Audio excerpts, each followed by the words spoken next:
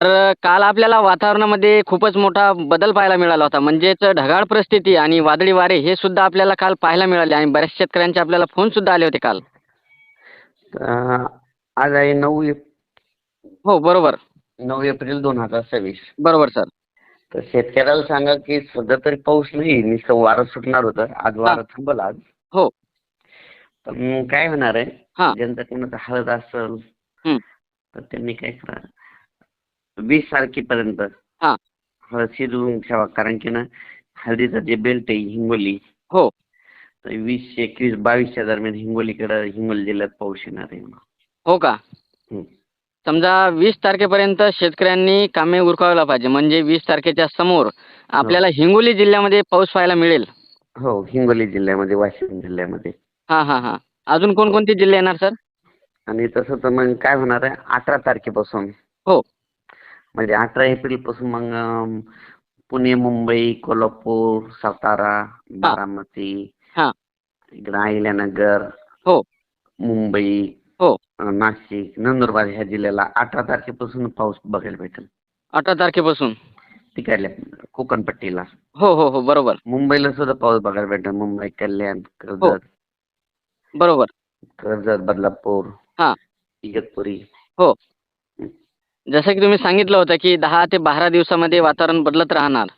हो हो. आणि त्याचप्रमाणे वातावरण सुद्धा बदलणार आहे म्हणजे 18 तारखेपासून वातावरणामध्ये बिघाड होणार आहे. हो, परत पुणेकरांना एकदा गारपीट बघायला भेटेल. हो का? पुन्हा एकदा गारपिटीचे संकेत आहेत. पुणेकरांना, मुंबईकरांना, हो.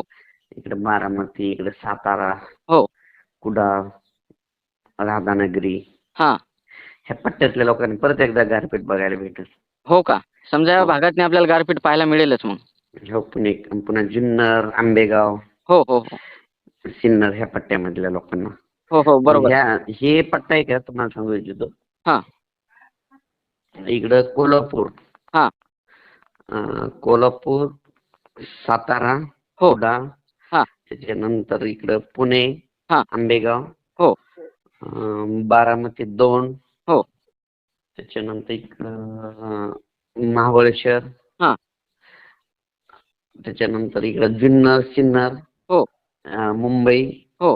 कल्याण, मुरबाड, हे असं करत इगतपुरीपर्यंत, नंदुरबारकडं, नाशिक हां, हां, ह्या हां. पट्ट्यात मात्र 18 तारखेपासूनच पावसाळा सुरुवात होईल काही भागात. 18 तारखेपासून.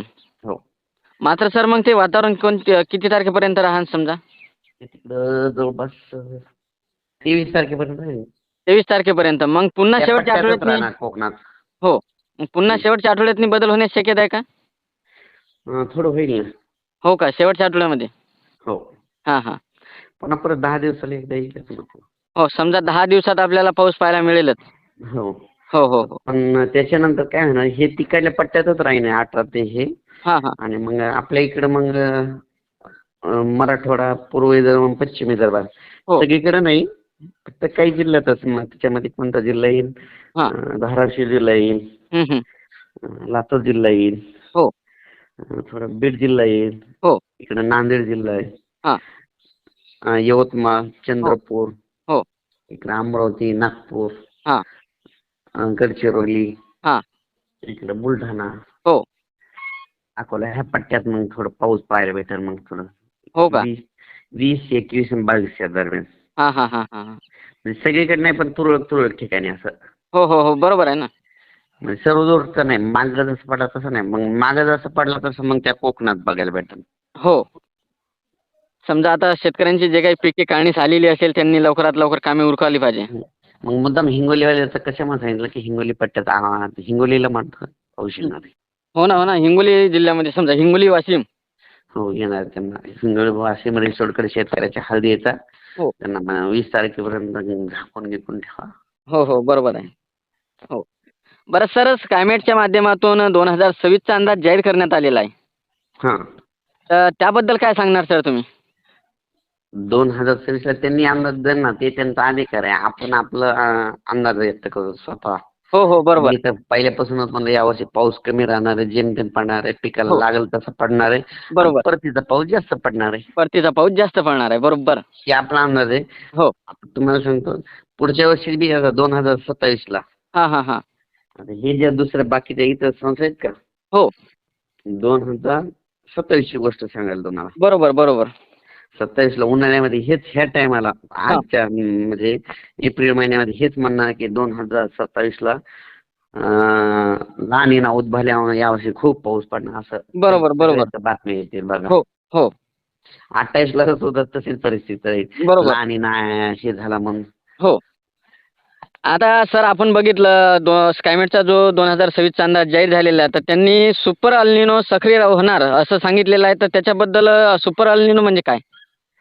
सुपर अल्निनो मध्ये काय त्या समुद्राचं तापमान दक्षिण अमेरिकेमध्ये पेरू देश आहे ना, हा हा हा. ते पेरू देशाच्या किनाऱ्याच्या पश्चिमेला जो प्रशांत महासागर आहे हो तिथलं तापमान काय होतं, कधी कधी 1 अंशाने वाढतं हो आणि कधी कधी ते तापमान वाढ काय होतं 2 अंशाने वाढत गेलं. हा. अति तीव्र एल्निनो निर्माण झाला असं जाहीर केलं जातं, त्याला सुपर एल्निनो म्हणतात.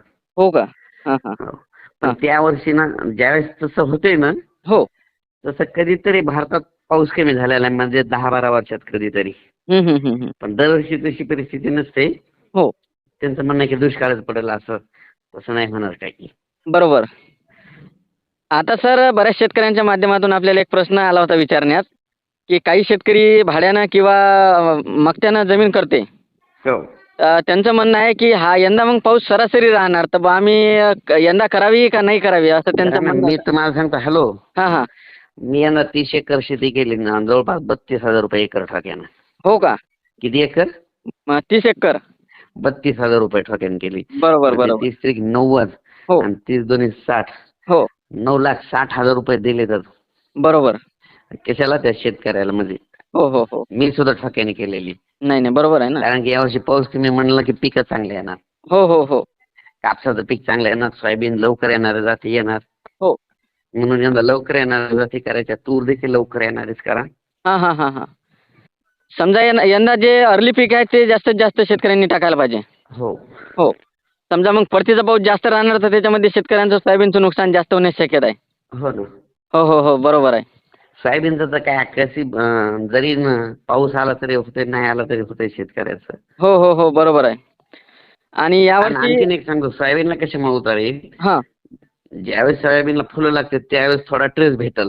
हो हो जितका ट्रेस म्हणजे मराठीतून ताण म्हणते, ताण भेटल्याच्या नंतर काय होतं, बरोबर. फुलं जास्त लागत येते. हो हो बरोबर आहे. फुलं लागलं की वाढीत रूपांतर होते, शेंगात रूपांतर होतंय, हो, म्हणून हो. त्या सोयाबीनला उतार येतोय. आणि बरोबर. गेल्या वर्षी काय झालं होतं, नेमकं पाऊस सुरू झाला. हो. इतका पाऊस चालू राहिला, इतका पाऊस राहिला हम्म. की मग ते सारखं ओलं ओलं पाण्यामध्ये काय झालं, ट्रेसच भेटला नाही, ताणच भेटला नाही. हो. पण बघा संत्रा बागाला ताण नाही भेटला की ते बाग फुटतच नाही. नाही नाही कोणत्याही बरोबर आहे. गोष्टीला. हो. तुम्हाला एक सांगतो, हा. गाय जर आपण ही करून हे लावली तर त्याला आपण चारा टाकायचा माहितीये का? हो हो बरोबर आहे. हो. हो. बरोबर आहे का नाही? हो बरोबर आहे. अवस्थेमध्ये बरोबर आहे सर. तसंच आहे, पिकाचं झालं, माणसाचं झालं, धान्याचं, सगळं तीच गोष्ट आहे. हो शेवटी ताण पाहिजे फुलावस्थेमध्ये कोणत्याही पिकाला. बरोबर आहे. आणि सर यंदा तुमच्या माध्यमातून आपल्याला शेती करायची आहे, म्हणजे तुम्ही जे सांगाल म्हणजे हे कपाशी चांगली आहे, हे सोयाबीनची बॅग चांगली आहे, त्या पद्धतीने आपल्याला जमीन करायची आहे यंदा. अंतर कमी करा, खर्च कमी करा. हो. तर माझं शेतकऱ्यांना एकच म्हणणं आहे, मी माझ्या वैयक्तिक साठी रेकॉर्डिंग घेणार आहे तुमची. समजा जे काही आपलं बॅगा वगैरे हे जे राहणार तर त्याच्याबद्दल मी वैयक्तिक रेकॉर्डिंग घेणार आहे. पण काही शेतकऱ्यांना जर लागत असेल तर त्यांनी आपल्याला कमेंट करायला पाहिजे, आपण त्यांच्यासाठी स्पेशल ते अंदाज देण्याचा प्रयत्न करू.